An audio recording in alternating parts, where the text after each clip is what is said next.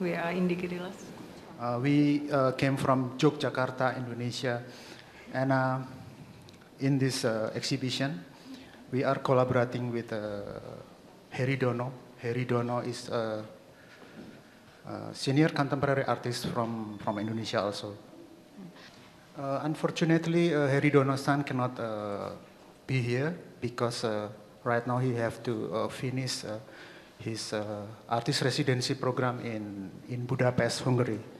And that's why we choose to play a video because in the video you can see Heri Dono's perspective on this artwork and also our perspective.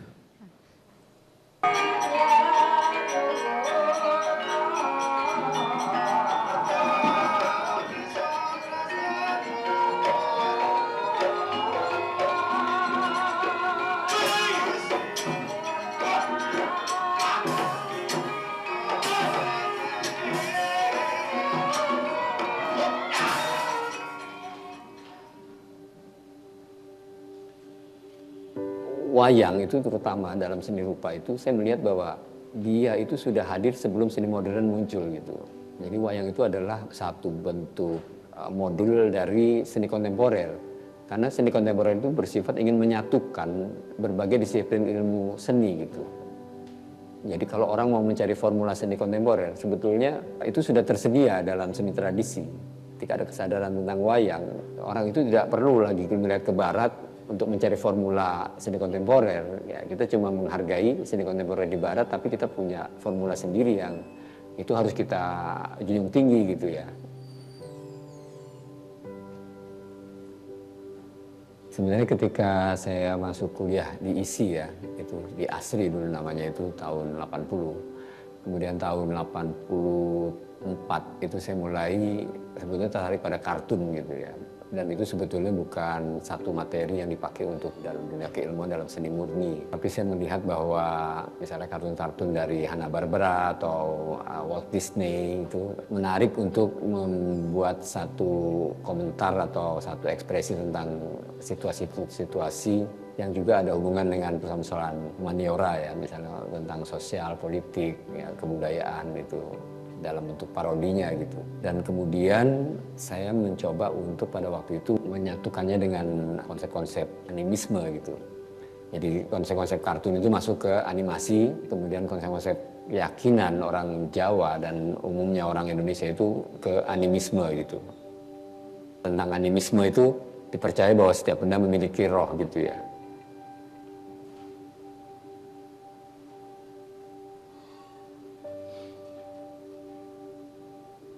Keseniman itu memberi spirit kepada material-material yang ada, yang disediakan untuk diekspresikan menjadi karya seni. Semua karya seni itu mempunyai value yang berbeda ketika pertamanya materi-materi itu berada di toko-toko alat-alat seni rupa atau toko bangunan atau apa. Dan kemudian begitu seniman mengekspresikannya, nilainya tidak lagi menjadi nilai material karena ada spirit atau energi yang diberikan atau nilai intelektual di dalam karya itu untuk menjadi karya seni gitu kan. Entah itu seni grafis atau seni lukis atau seni patung atau seni instalasi dan lain-lainnya.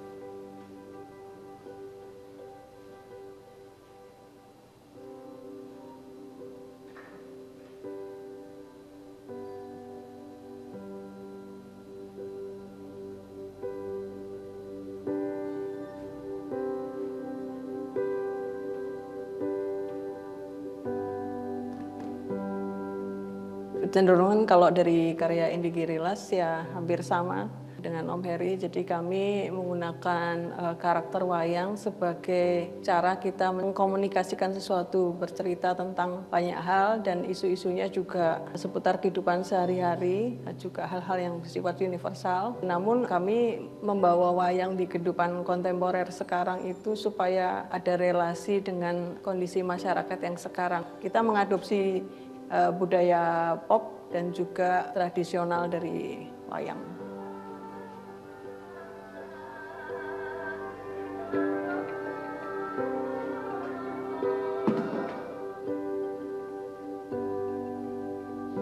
karya yang kita buat dari Indi Guerrillas dan saya itu suatu kesenian yang kita punya dasar-dasar tradisi yang lokal ya, seperti wayang, kemudian kita persepsikan dengan bentuk-bentuk seni yang kontemporer yang bahasanya itu bisa dibaca oleh masyarakat internasional gitu. Karena Om Heri kemudian punya ide untuk mengambil karya-karya beliau yang lama untuk kemudian dikombinasikan dengan karya-karya Indi Guerrillas. Jadi kami juga melakukan yang sama, yaitu merevisit karya-karya kami yang lama kemudian digabungkan dengan karya-karya Om Heri. Karya itu juga punya muatan-muatan persoalan kemanusiaan, persaudaraan, dan juga humor-humor yang bukan berarti itu meringankan esensi dari karya yang diciptakan, tapi suatu bentuk cara berkomunikasi manusia, terutama gaya Jogja dengan plesetan-plesetan gitu yang saya kira sangat bisa dimaknai oleh masyarakat internasional. Kami Indi Guerrillas memilih beberapa karakter yang spesifik. Biasanya memang kami pakai Punokawan karena ya itu tadi fungsinya adalah biasanya itu menghibur ya, membuat lelucon, membuat humor-humor yang sebenarnya itu menyampaikan hal-hal yang penting tapi dengan cara yang lebih santai.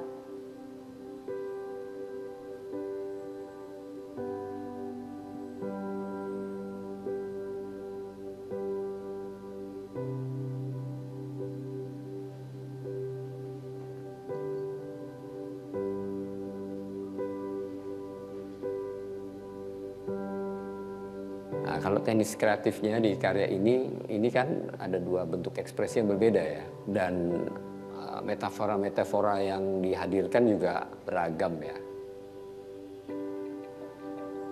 Kalau Om Heri kan lebih ekspresif gitu. Sementara kami karena background kami graphic design, otomatis langgam teknis yang kami pakai adalah langgam desain grafis. Jadi semuanya rapi, kemudian seperti terukur dan garis-garisnya lurus-lurus dengan warna-warna yang sangat flat gitu.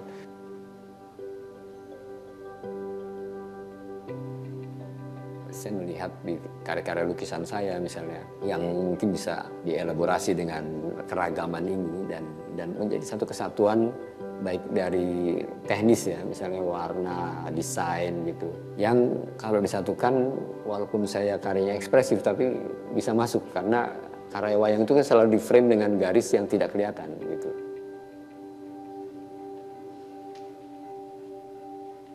Yang makin menarik lagi saat sebenarnya di awal kita sketsnya untuk karya di dinding semua ya, hampir semuanya nggak ada yang standing, tapi dari perspektifnya kurator, dari Mikisan itu memberikan sebuah pandangan kalau bagaimana kalau tidak semuanya di dinding tapi ada 3 atau berapa yang standing gitu, berdiri, dan itu kan hal yang baru lagi gitu.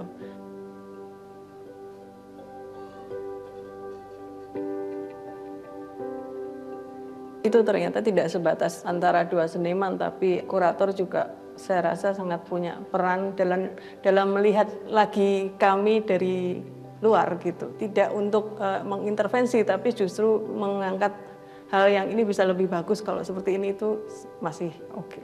Jadi saya kira ada perspektif yang objektif ya ketika ada kurator dari luar Indonesia untuk melihat, membuat pandangan-pandangan kolaborasi ini dengan nilai-nilai spiritual, nilai-nilai persaudaraan, nilai-nilai kemanusiaan. Jadi tentang konsep-konsep seni yang punya nilai lokalness ya, itu yang kemudian menjadi sesuatu yang menarik ya dari perbedaan-perbedaan itu gitu. Jadi saling mempengaruhi karena varian-varian ini menjadi kaya gitu. Dari Indi Guerrillas melihat karya saya melihat karya Indi Guerrillas, kemudian responnya bagaimana gitu. Ketika itu disatukan itu kekuatannya justru lebih kuat dari sebelumnya gitu.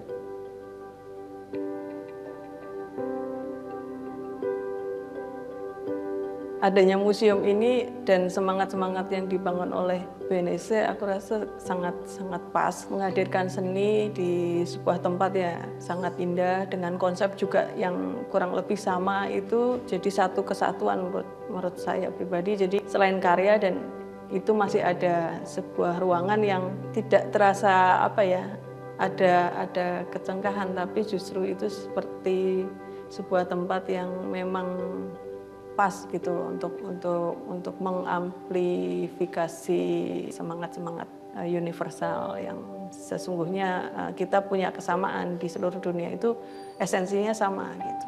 Nah, itu sangat menarik.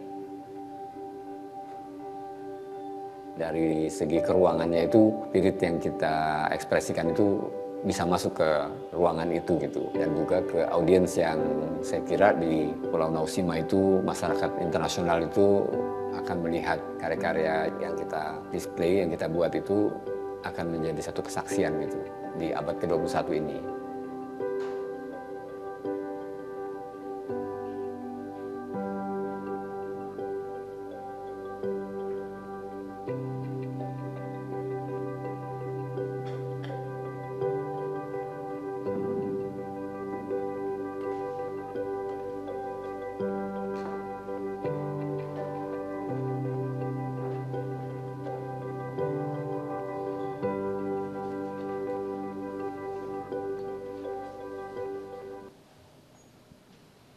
はい、ありがとうございました。